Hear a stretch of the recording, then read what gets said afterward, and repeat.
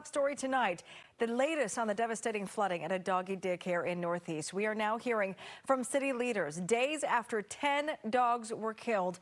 And sadly, this is not the first time this has happened. The business was hit by 3 floods almost back to back last year as well in an area prone to this type of damage. Stephanie Ramirez is live in Northeast. And Stephanie, gosh, so many questions here.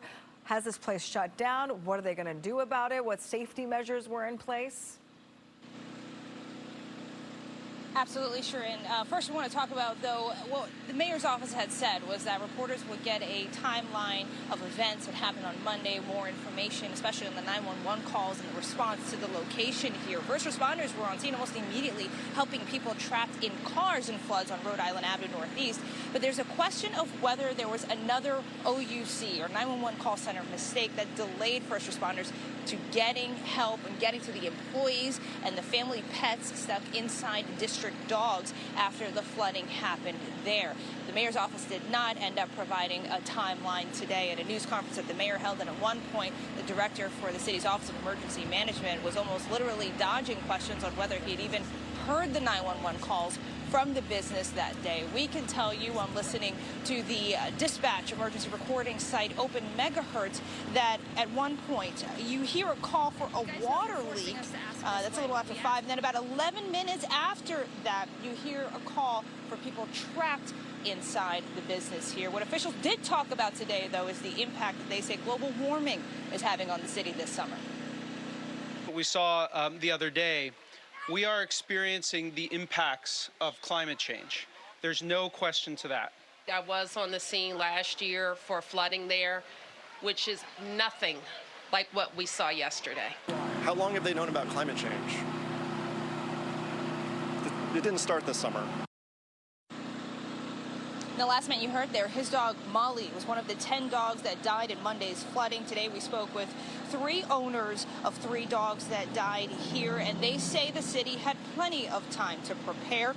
Today we also heard from the Department of Buildings acting director, who told Fox 5 that the Rhode Island Avenue Northeast building involved was designed and permitted in accordance with current code.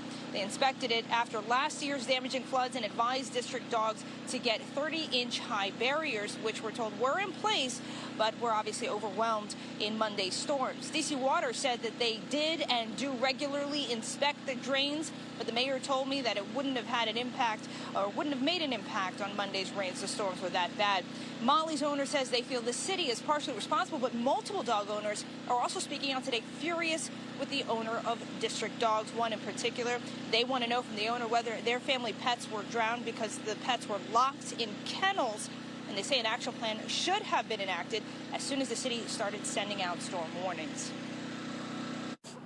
I just feel like the protocols, Memphis, he could not swim.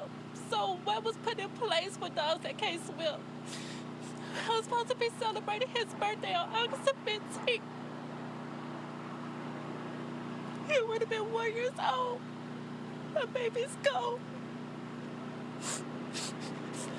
He was loved by so many. He went to work with me. I worked at Whittier Elementary School. The students loved him.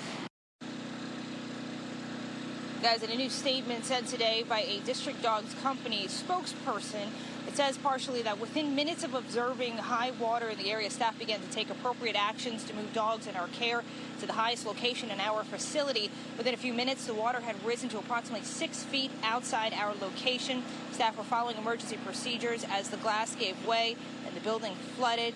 The statement also saying that the entire district dog family is grieving. The mayor also said she plans to speak with the ownership, one of the owners had publicly indicated that he does not plan to return to this location. Everyone continues to offer their condolences. We're also hearing that there's going to be a vigil held tomorrow. Guys.